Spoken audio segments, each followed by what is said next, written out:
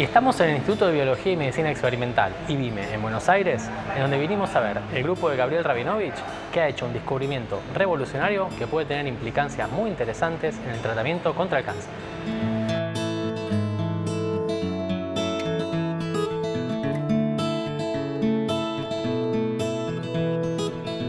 Gabriel, hoy, ¿estamos más cerca que ayer de curar el cáncer? Bueno, ojalá que estemos más cerca. La verdad que lo que nosotros pensamos es que esto es una herramienta, un granito de arena, pero en un mar inmenso de posibilidades. Los tumores realmente generan múltiples estrategias para poder escaparse por diferentes lados. Esta es un poquitito más. Ustedes son como unos expertos en atrapar tumores que pretenden escaparse. Y lo hicieron ya varias veces. En 2004 hay un artículo muy famoso de cómo los tumores ayudaban a cubrirse el sistema inmune. Esta vez, que es un descubrimiento realmente trascendente lo que hicieron, ¿qué hicieron? ¿Cómo lo encontraron esto? Bueno, básicamente nos encontró trabajando en una continuación del trabajo anterior. Porque todo empezó en su momento cuando en el 2004 nosotros habíamos visto que los tumores producían esta proteína, galectina 1, como un contraataque para poder evadir nuestras defensas. Veíamos que cuando sacábamos una biopsia, un pedacito de ese tumor que le habíamos bloqueado galectina 1, había también, aparte de un aumento del sistema inmune, había una disminución de vasos sanguíneos. Entonces dijimos, bueno, debe tener que ver esto también con el proceso de formación de vasos. Y el proceso de formación de vasos es muy importante también para un tumor, para poder crecer, porque el suministro de oxígeno y nutrientes viene por esa formación caótica y heterogénea de vasos sanguíneos. Entonces ahí empezamos a laburar en este tema y al encontrar este receptor que lo comparte con el VEGF, ese día fue el antes y el después, y nos permitió delinear este proyecto como tal. Y entonces es un trabajo muy completo desde el punto de vista no solo bioquímico, sino también médico, ¿no es cierto? Sí, la verdad que nosotros empezamos a trabajar como investigadores básicos y disfrutar, digamos, de toda esta cosa lúdica de hacer investigación básica y jugar de esta interacción del microambiente tumoral. Y empezó a surgir paso a paso y nos encontramos que era inminente poder hacer una intervención clínica en este trabajo. Fue como la frutillita de la torta. Al final las últimas dos figuras tienen que ver con la aplicación y la inhibición. Básicamente la historia tiene que ver con que quizás la pregunta clínica que pudimos responder, pero que nos dimos cuenta al final, porque es como cuando uno lee Rayuela de Cortázar, uno puede empezar por diferentes lugares a contar la historia, pero si la tendría uno que empezar a contar por el final, que sería el aspecto clínico, el trabajo contesta básicamente la pregunta de por qué ciertos tumores de ciertos pacientes responden muy bien al tratamiento antiangiogénico, que es el tratamiento para bloquear vasos sanguíneos, y otros tumores son muy rebeldes y en algunos pacientes son totalmente resistentes o en algunos casos responden y después empiezan a ser resistentes nuevamente. Claro, entonces es un mecanismo que es bastante más complicado, bastante más complejo que el que parecía a priori, digamos. Totalmente. En realidad todos los tumores necesitan para crecer vasos sanguíneos. Necesitan vasos sanguíneos, ¿por qué? Porque necesitan oxígeno. Y el oxígeno, el suministro de oxígeno y nutrientes es a través de vasos sanguíneos. El primero que dijo esto fue un investigador, Yehuda Folkman, en Estados Unidos en los años 70. Él dijo, todo tumor para crecer necesita vasos sanguíneos. Si ustedes bloquean los vasos, si uno bloquea los vasos sanguíneos, entonces va a disminuir el crecimiento tumoral.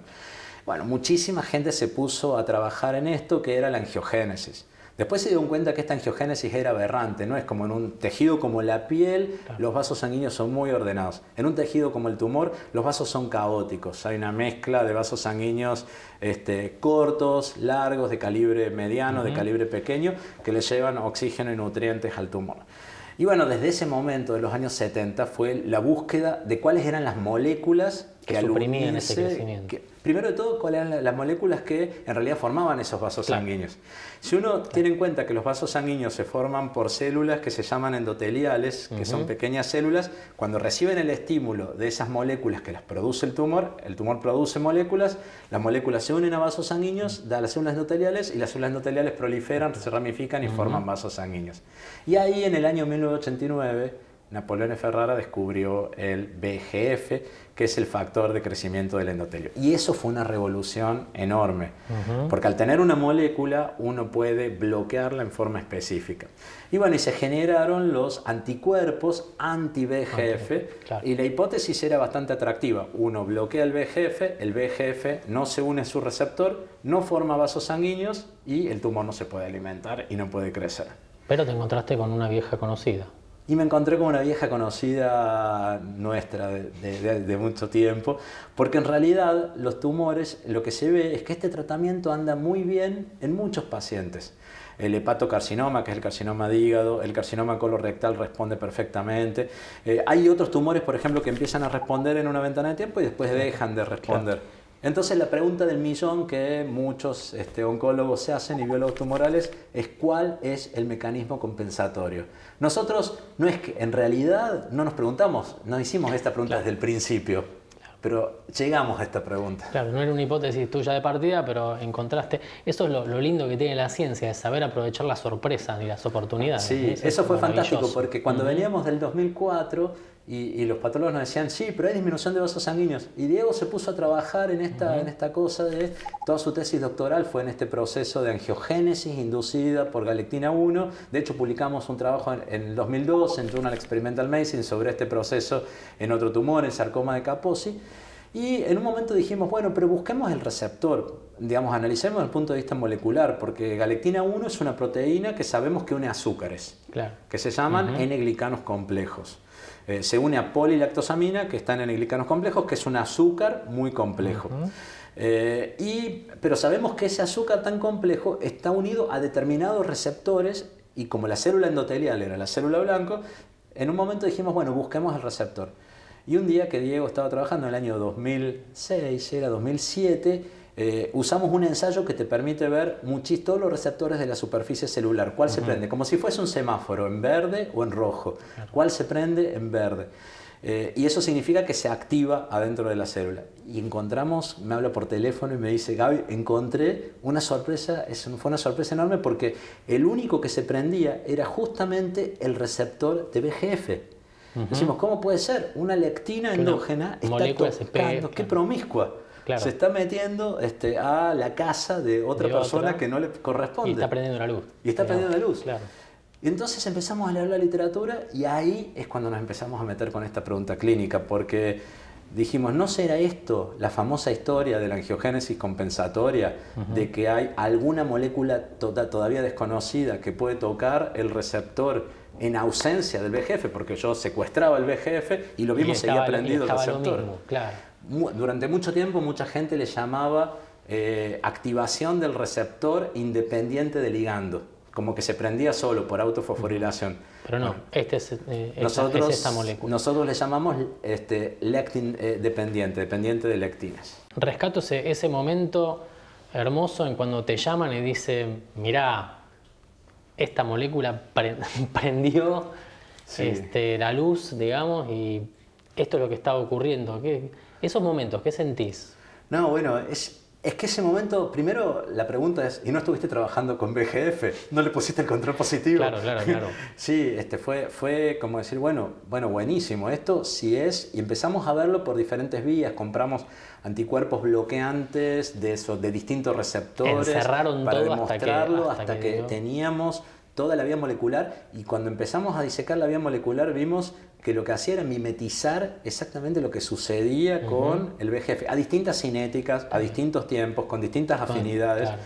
Y ahí nos encontramos con que el trabajo empezaba a tener implicancias biofísicas, bioquímicas, de biología molecular, de inmunología y de oncología. Entonces, un trabajo que necesitamos un montón de ayuda de un montón de gente. Yo vi que, claro, que tenés un equipo muy impresionante que después vamos a ir a visitar y muy interdisciplinario con especialistas de cáncer, de vascularización, de distintas ramas. Nuestro grupo tiene ahora 27 personas y bueno, lo que he tenido la suerte de que golpeó las puertas del laboratorio, gente que venía de diferentes áreas y que me enseñó muchas cosas. Después de esto, o sea, ¿cuál es la estrategia que vos ves? ¿Qué ruta se abre para tratar el cáncer o cánceres rebeldes a partir de este tipo de estrategias. Bueno, en realidad cuando nosotros vimos que galectina 1 tocaba el receptor y lo activaba al igual que el VEGF, dijimos, bueno, buenísimo, lo que podríamos hacer es tratar de hacer un cóctel para poder bloquear ambas moléculas. Entonces hicimos un anticuerpo monoclonal que venimos trabajando hace bastante tiempo, que venimos haciéndolo, que es un anticuerpo que permite neutralizar esta molécula y bloquearla para que no toque el receptor. Cuando bloqueamos las dos moléculas, hacemos que tumores que se comportan como resistentes, en este caso nosotros trabajamos con dos tumores resistentes, un tumor de pulmón y un linfoma de células T. Esos tumores resistentes ahora se hacen sensibles al tratamiento, porque yo le saco no solo el mecanismo central, sino que le saco el compensatorio. Y a los tumores sensibles, básicamente, les sirve y los potencia un poquito más. Lo que vimos que nos sorprendió, que fue otro de los hitos, otro de los momentos claves que nos emocionamos mucho, fue cuando empezamos a estudiar en estos tumores sensibles y resistentes el endotelio, o sea, los vasos sanguíneos. ¿Cómo se forman los vasos sanguíneos? ¿Cómo se forman los vasos sanguíneos? Y vimos que los vasos sanguíneos que están expuestos a tumores que son resistentes tienen justamente los ligandos estos para galectina 1. Tienen el receptor de galectina 1 cubierto por los azúcares que son específicos. O sea, que es eso lo que les puede conferir la resistencia. Exactamente, y eso es lo que le confiere la resistencia. En cambio, los tumores que son sensibles, donde el tratamiento anti-VEGF anda bien y no hay mecanismo compensatorio, están cubiertos de un escudo que es otro azúcar de ácido ciálico, que el ácido ciálico impide. Galectina 1 quiere tocar y no puede. No puede. Sí, es como si hubiese en la puerta que quiere tocar una cantidad de policías que están cuidando para que no toque. Entonces ahí sí funciona el tratamiento. Ahí funciona el tratamiento, sí empieza. Y cuando entonces dijimos, bueno, empezamos a hacer experimentos en animales que no tenían ese escudo, o sea, que no podían hacer ese ácido ciálico, y transformábamos tumores sensibles en resistentes. Y después experimentos en animalitos